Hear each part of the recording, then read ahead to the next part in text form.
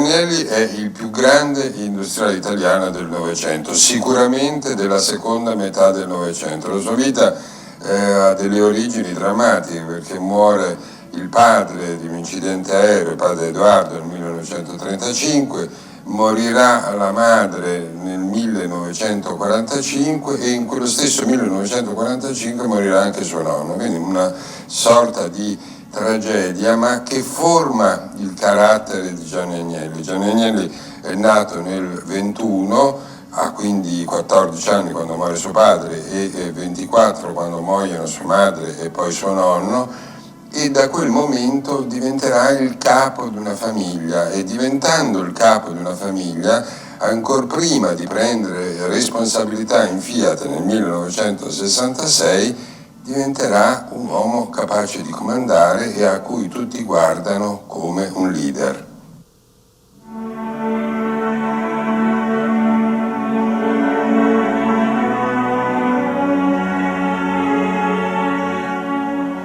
Un altro ospite d'eccezione per Torino, Walt Disney. Il mago della fantasia visita gli stabilimenti della Fiat, accolto con la più grande cordialità dagli operai, che vogliono stringere la mano al papà di Topolino, che segue con interesse il montaggio delle vetture 1300 e 1500. Al termine della visita, il professor Valletta offre al re dei cartoni animati il tradizionale modellino della prima automobile costruita dalla Fiat. Ma Walt Disney è a suo modo un divo del cinema, perciò le operaie dello stabilimento vogliono da lui l'autografo.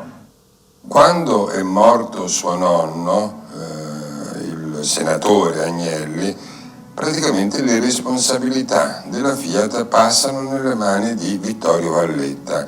Vittorio Valletta la prima cosa che fa è di chiamare Gianni Agnelli, il nipote, ha 24 anni, lo abbiamo detto, e dirgli forse sarebbe il caso di coinvolgere la direzione. Ma Agnelli ha la prontezza di rispondere no, nella Fiat si comanda uno alla volta e questa è la volta sua, professore. Lui si rivolgeva a Valletta chiamandolo professore. Bene, Valletta quindi dal 1945, già prima che era stato il braccio destro di suo nonno, ma dal 1945 al 1966 sarà l'unico uomo che comanda in Fiat.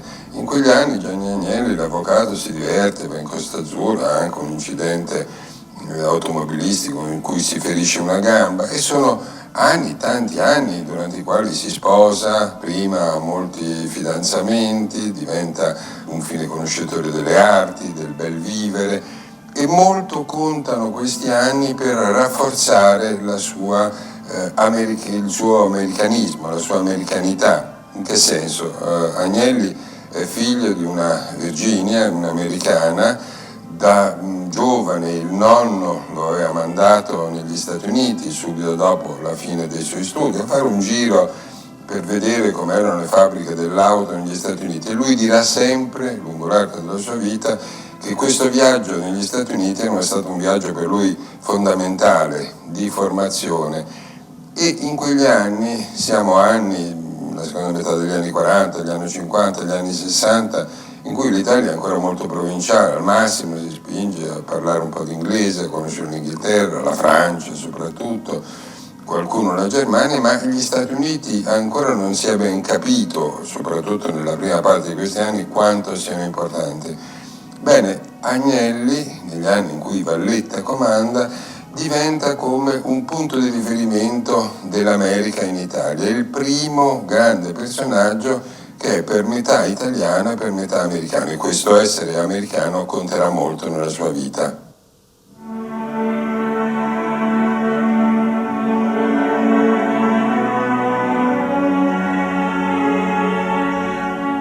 Una dimensione molto importante nella vita dell'avvocato, nella vita di Gianni Agnelli, sarà la dimensione politica. Intendiamoci, Gianni Agnelli non è che prenderà mai parte direttamente alla politica, anzi forse ne prenderà alla fine dei suoi anni, quando il Presidente della Repubblica Francesco Cossiga lo nominerà senatore a vita, però tutti gli anni fino agli anni 90 non avrà un ruolo di primo piano, se non in un momento in cui a metà degli anni 70 ebbe la tentazione di entrare in politica nelle file del Partito Repubblicano. Ugo La Malfa, il capo di quel partito, era un suo grandissimo amico ed estimatore e per un certo periodo Gianni Agnelli pensò di prendere posizione, di diventare parlamentare e poi probabilmente sarebbe diventato ministro o forse addirittura presidente del Consiglio. Ci pensò fino a quando suo fratello Umberto annunciò che si sarebbe candidato lui alle elezioni nelle fila della Democrazia Cristiana. Ovvio che Gianni si tirasse indietro, non potevano due fratelli alla guida del più grande gruppo industriale italiano concorrere e essere concorrenti in due partiti diversi.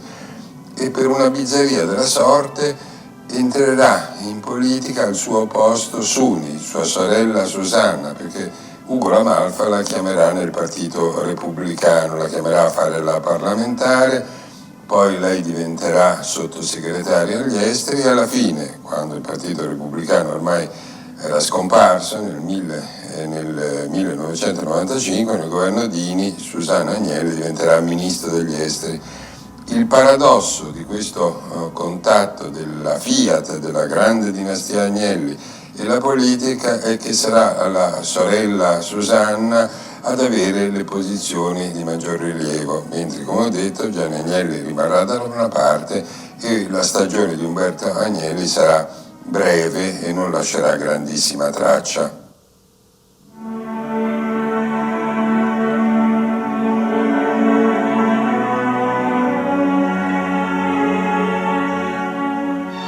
All'Excelsior Hotel Gallia di Milano si è svolta la cerimonia dell'assegnazione del premio auto dell'anno alla Fiat Uno. Il premio è stato consegnato al presidente della Fiat, Giovanni Agnelli, da Giovanna Mazzocchi, amministratore delegato della Domus, editrice di quattro ruote, una delle riviste specializzate che danno autorevolezza all'annuale referendum. È la quinta volta che il riconoscimento viene assegnato a una vettura del gruppo Fiat. Nel ringraziare i promotori del premio, l'avvocato Agnelli appariva particolarmente orgoglioso di sottolineare l'incessante impegno di creatività della Fiat per mantenere ai suoi modelli un primato di competitività. La Fiat, tante cose di cui abbiamo parlato, ma soprattutto l'auto. L'auto è stata il veicolo fondamentale in tutto l'Occidente, ma in particolare i veicoli Fiat sono stati i veicoli su cui l'Italia è diventata moderna. Il grande boom è stato quello degli anni 60 e poi degli anni 70, ma si arrivò anche a un momento di crisi della Fiat. E durante questa crisi negli anni 70 furono chiamati dalla Fiat capitali libici in soccorso, poi la Fiat incrociò le lotte operaie, fu chiusa per 35 giorni e dopo questa chiusura le cose si stavano battendo talmente male che fu Torino a ribellarsi con una marcia nel 1980, la marcia dei 40.000, pensata dal nuovo amministratore delegato che era Cesare Romiti insieme a un suo braccio destro che si chiamava Carlo Callieri. Questa marcia segnò la riscossa della Torino operosa contro la degenerazione di lotte sindacali e risposte. Questo per dire che la vita di Gianni Agnelli non fu solo una vita di successi, di tentazioni politiche, di auto ben riuscite, ma fu anche una vita di tensioni e queste tensioni le dovette affrontare spesso anche in una maniera estremamente dura.